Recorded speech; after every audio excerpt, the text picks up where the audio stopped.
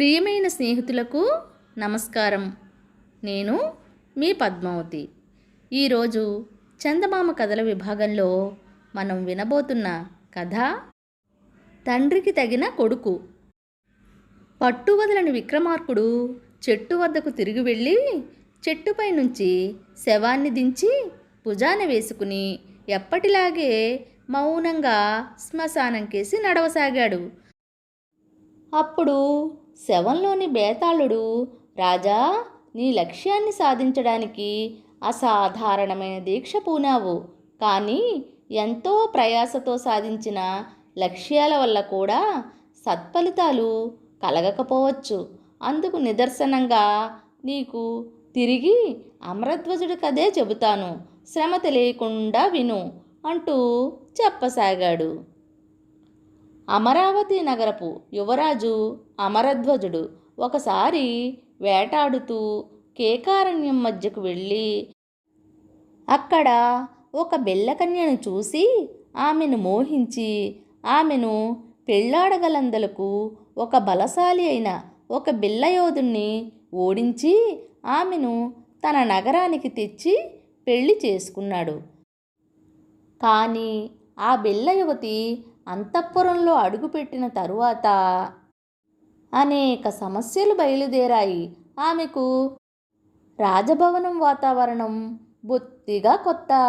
రాజరికపు సంస్కారం ఆమెలో ఏ కోసానా లేదు.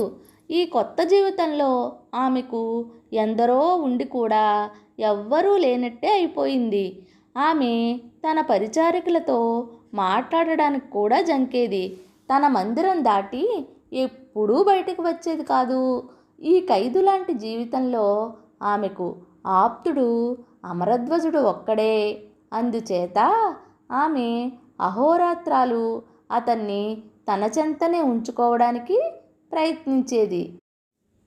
అమరధ్వజుడు కూడా ఆమెలో క్రమంగా మార్పు కలుగుతుందన్న ఆశతో తన కాలమంతా ఆమెతోనే గడుపుతూ వచ్చాడు.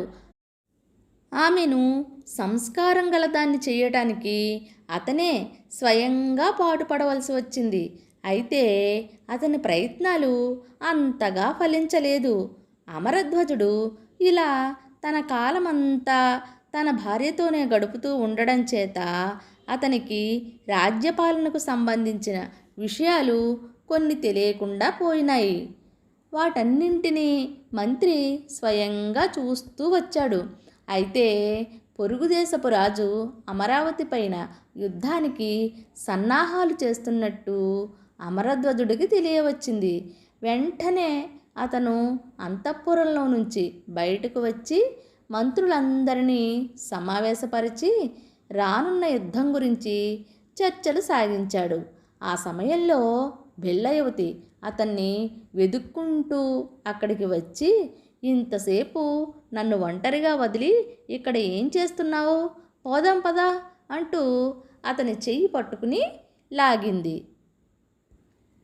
ఇది చూసి అక్కడ ఉన్నవారు కొందరు నిర్ఘాంతపోయారు, కొందరు చాటుగా నవ్వుకున్నారు. అమరధ్వజుడికి భరించరాని అవమానం అయింది. అతను వెంటనే ఆమెతో పాటు అంతఃపురానికి వచ్చి ఆమె మీద కేకలు వేస్తూ, ఇంత నేను బోధించిందంతా బూడిదలో పన్నీరైంది. నాకు రాజకార్యాలుంటాయి. నేను నీ భర్తను మాత్రమే కాదు, ఈ దేశపు యువరాజును కూడా. నా వాళ్ల మధ్యనే నువ్వు నన్ను నవ్వుల పాలు చేశావు. రేపు సాటి రాజుల మధ్య కూడా నవ్వుల పాలవుతాను.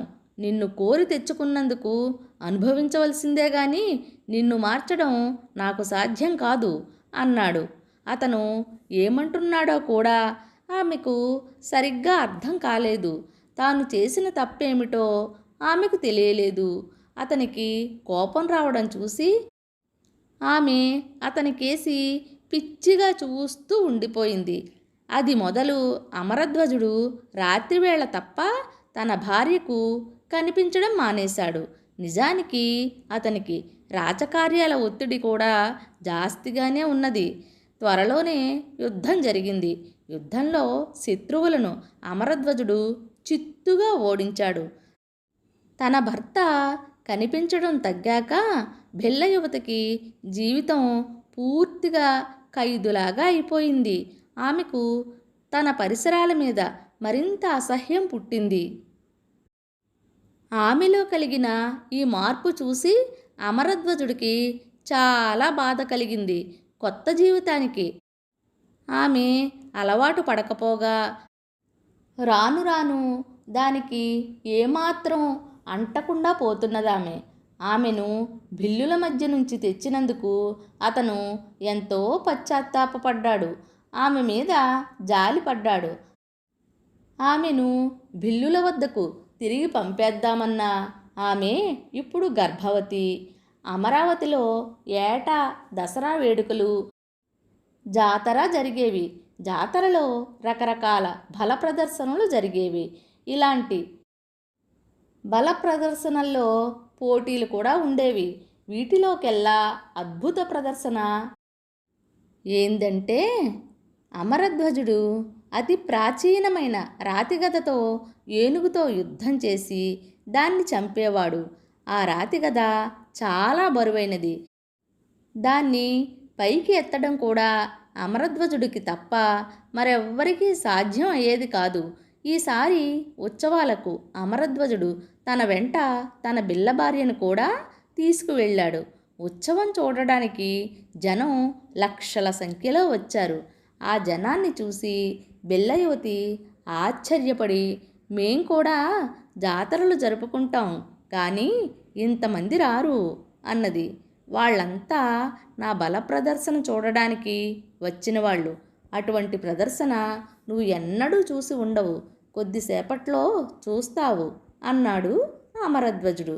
ప్రదర్శనలు చూడడానికి రాజకుటుంబం వారికి, ఇతర ముఖ్యులకు ఎత్తున కూర్చునే ఏర్పాట్లు చేశారు. అమరధ్వజుడు రంగంలోకి రాగానే అందరూ విజయధ్వానాలు చేశారు.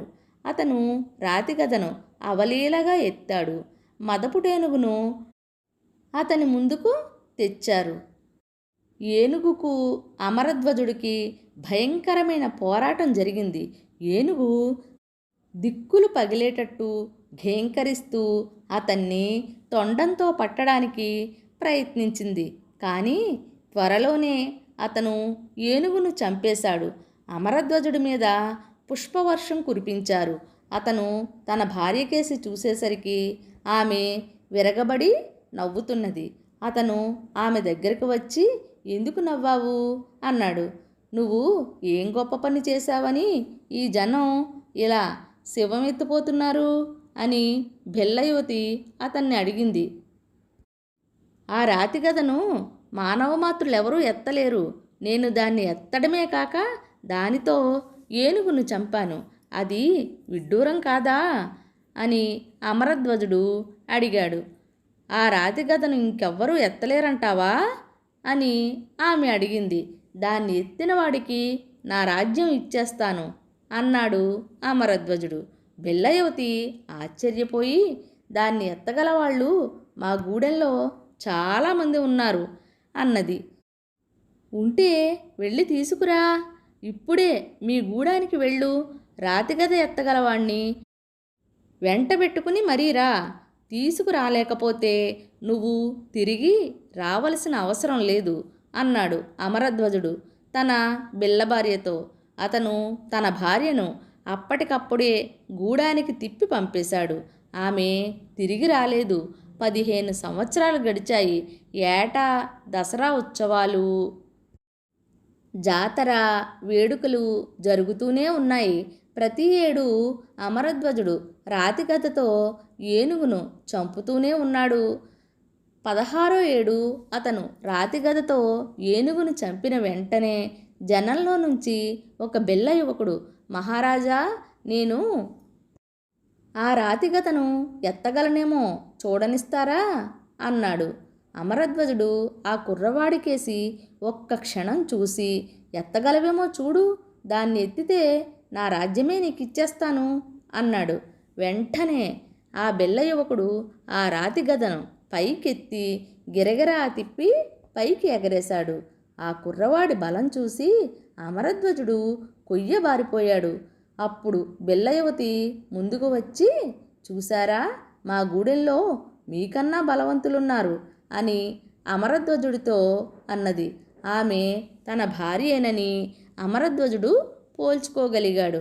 ఆ యువకుడు కూడా తన కొడుకేనని తెలిసిన మీదట అతను చాలా సంతోషించి ఆమెను అవమానించినందుకు క్షమాపణ చెప్పుకున్నాడు. బేతాళుడు ఈ కథ చెప్పి, రాజా, బిల్లయువతి తన గూడెంలో రాతిగద ఎత్తగలవాళ్ళు చాలామంది ఉన్నారని చెప్పి కూడా 15 ఏళ్ల పాటు ఎవ్వరినీ ఎందుకు తీసుకురాలేదు? ఈ సందేహాలకు సమాధానం తెలిసి కూడా చెప్పకపోయావో నీ తల పగిలిపోతుంది అన్నాడు. దానికి విక్రమార్కుడు, ఆటవికులు అబద్ధాలాడరు, ఇతరులలో ఉండే బలాన్ని ఎప్పుడూ మెచ్చుకుంటారు. బిల్లయువతి అబద్ధం ఆడలేదు. తన భర్త కన్నా బలశాలులు గూడెల్లో నిజంగా ఉన్నారు కనుకనే ఆమె అలా అన్నది. వాళ్లను తెచ్చి తన భర్తకు రాజ్యం లేకుండా చేయడం ఇష్టం లేక తన కొడుకు పెరిగి పెద్దవాడైన దాకా ఆమె వేచి ఉండి తన భర్తను మించిన బలశాలులు గూడెల్లో ఉన్నట్టు రుజువు చేసింది. తన రాజ్యాన్ని తన కొడుకుకే దక్కేటట్టు చేసిందన్న కృతజ్ఞతతో అమరధ్వజుడు జరిగిన దానికి క్షమాపణ చెప్పుకున్నాడు అన్నాడు. రాజుకు ఈ విధంగా మౌనభంగం కలగగానే బేతాళుడు శవంతో సహా మాయమై తిరిగి చెట్టెక్కాడు.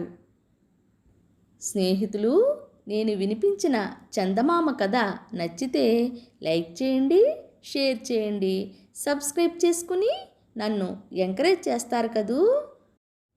ఈ చందమామ కథలు కాస్త మీ పిల్లల చెవిలో కూడా పడేయండి. వారికి ఈ ఇంటర్నెట్ యుగంలో రిలాక్సేషన్ కలుగుతుంది. మరొక మంచి చందమామ కథతో మళ్ళీ కలుద్దాం. ఇక ఉంటానండి. సెలవు మరి.